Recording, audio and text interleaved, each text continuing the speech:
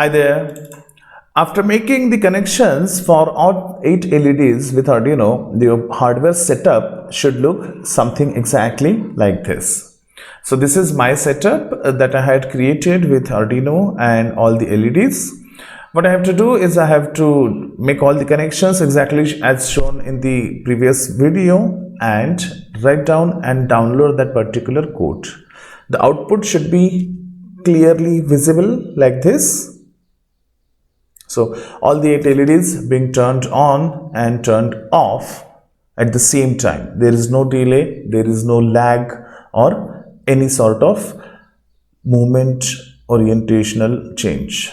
So that's how your LEDs should be blinking. So that's the project that you have to do on. That's the first assignment you have to do with LEDs.